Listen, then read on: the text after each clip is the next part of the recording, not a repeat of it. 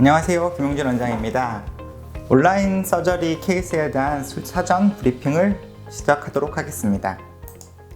환자분은 57세 여자 환자이시고요. 특별한 전신적인 문제는 없습니다.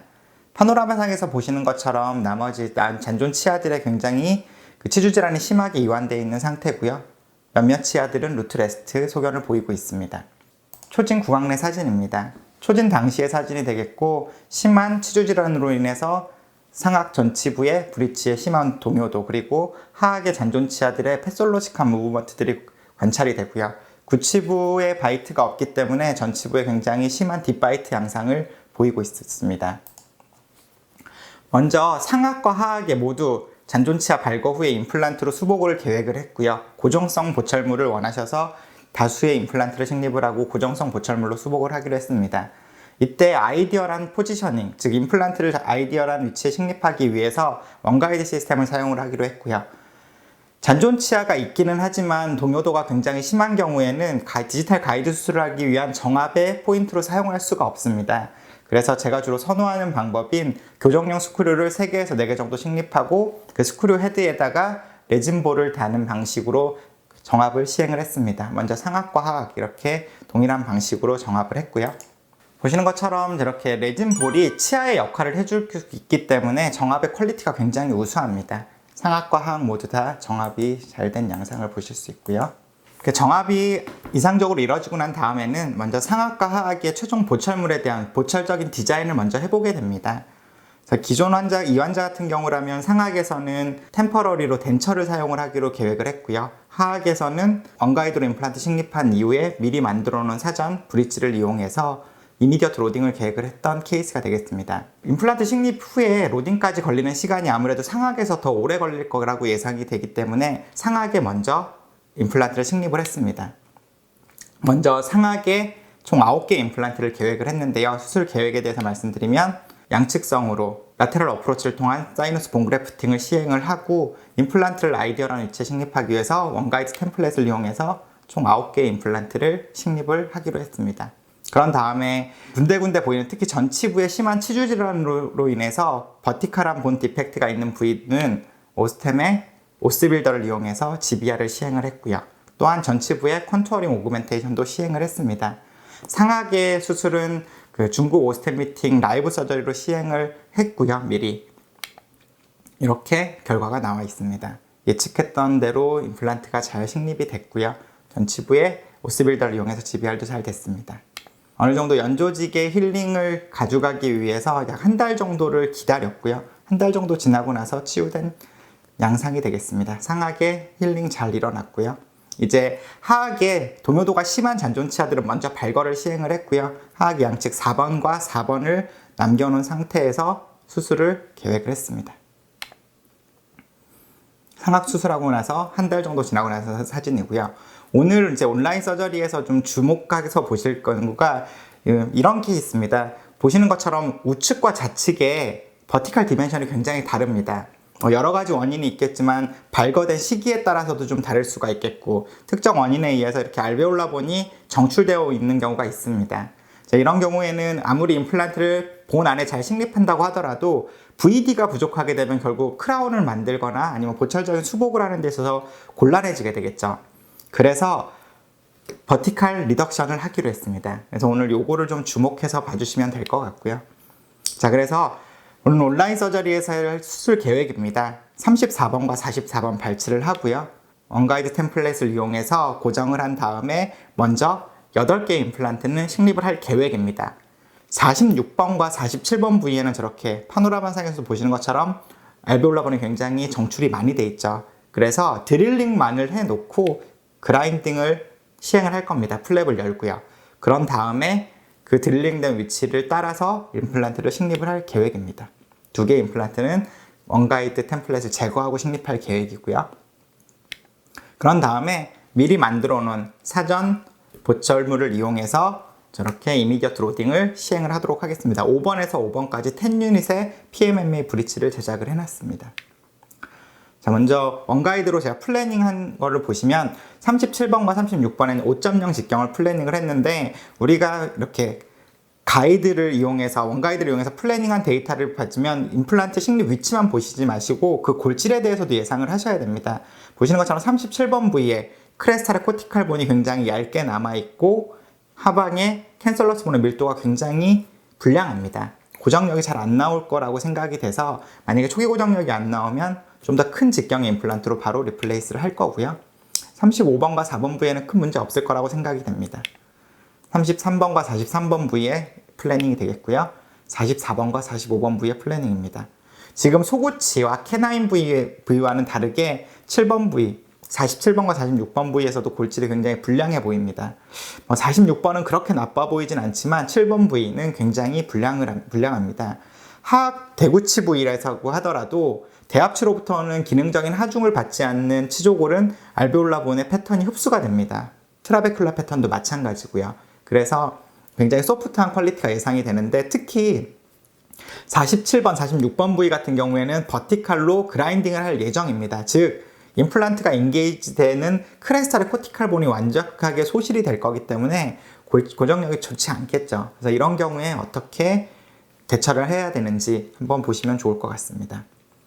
가이드의 디자인이 되겠고요. 4개의 앵커핀을 이용해서 고정을 하기로 했습니다. 하악 같은 경우에는 서포팅을 받을 수 있는 알베올라 리지 부위가 굉장히 좁고 텅의 무브먼트들로 인해서 그런 서지컬 스텐트의 안정성이 떨어질 거기 때문에 저는 가능한 많은 수의 앵커핀으로 전치부와 구치부 정도에서 고정을 하는 걸 선호하고 있습니다.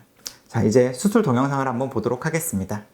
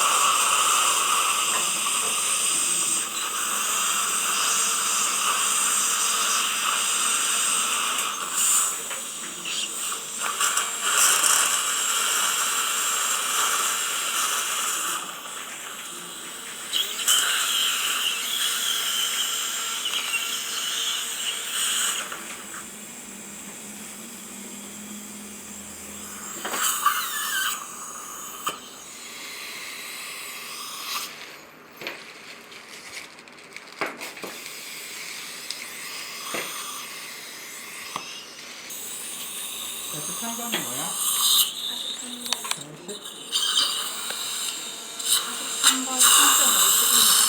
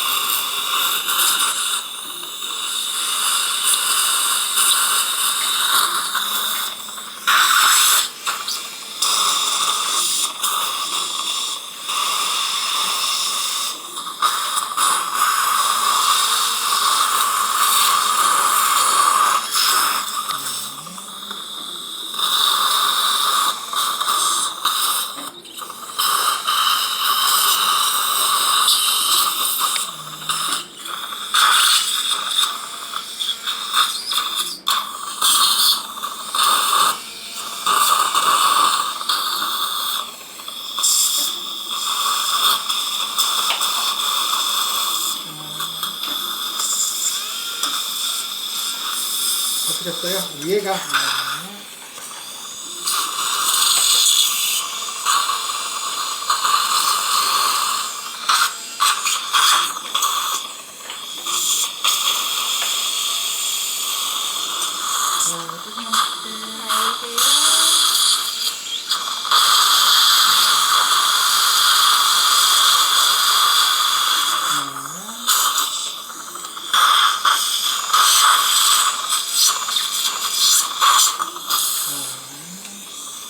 번 양쪽 다 작성을 했습니다. 네, 4.5입니다. 네,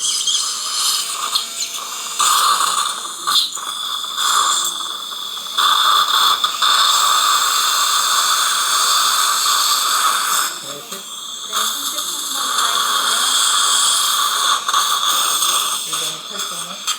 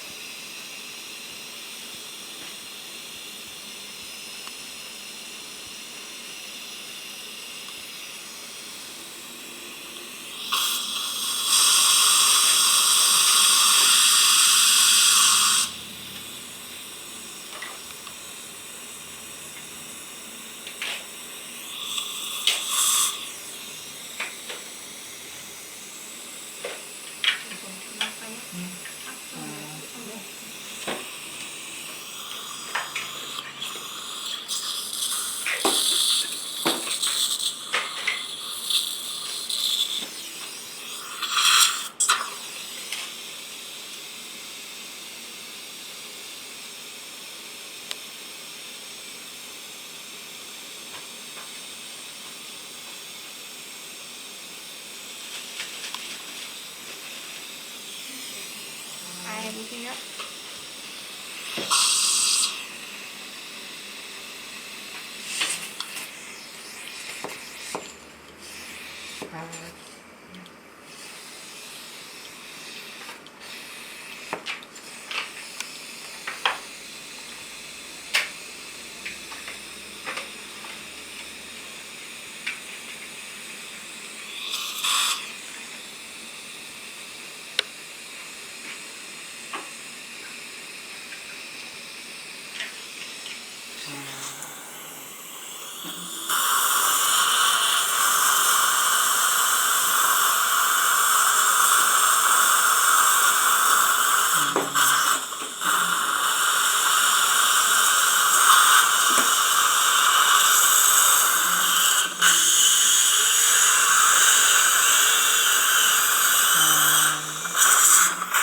다 해주세요.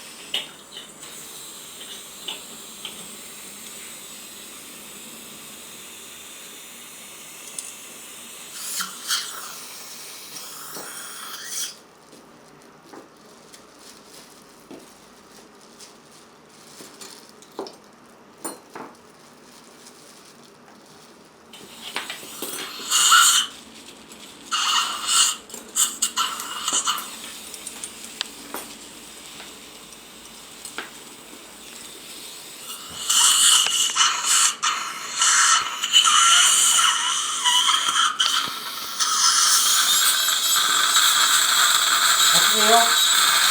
괜찮으시죠?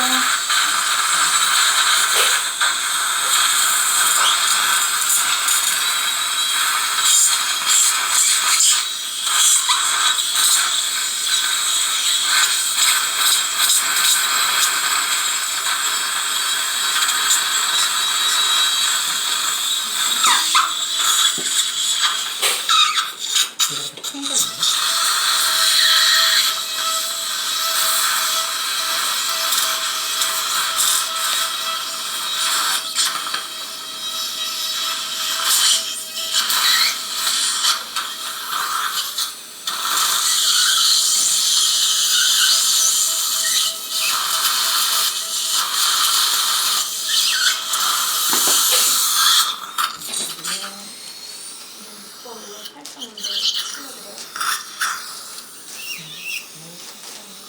살쪄만 드릴게요.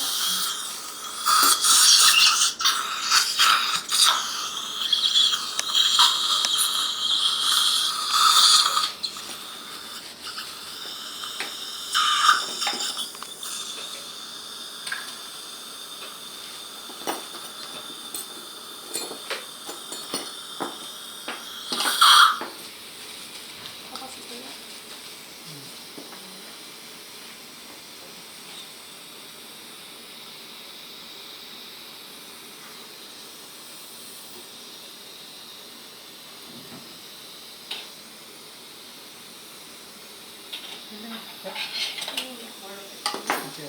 이게 뭐야? 10. 네, 5에 10이요? 이게 7. 이게 7이요?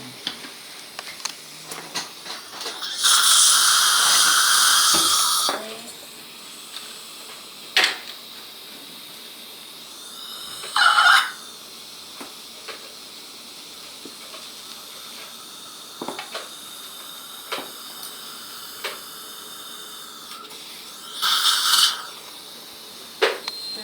스트레치. 7에 7이에요? 스트레치. 7에 7이요?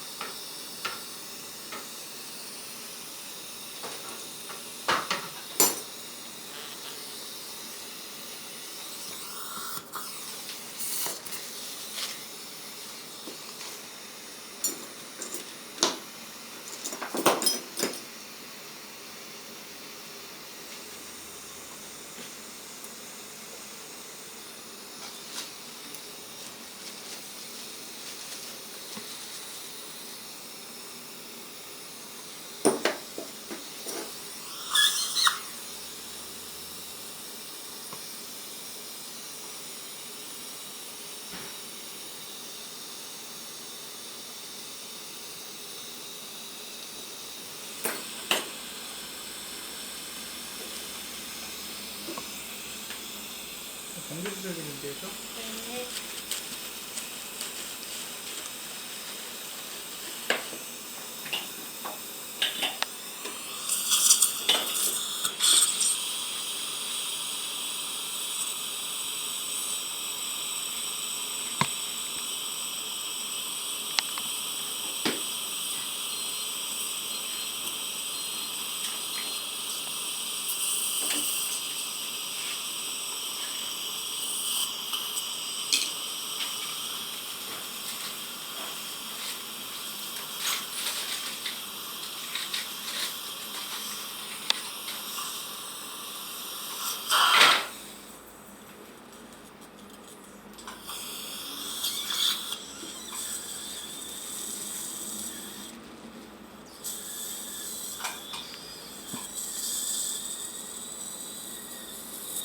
냄새 좀 나실 거예요.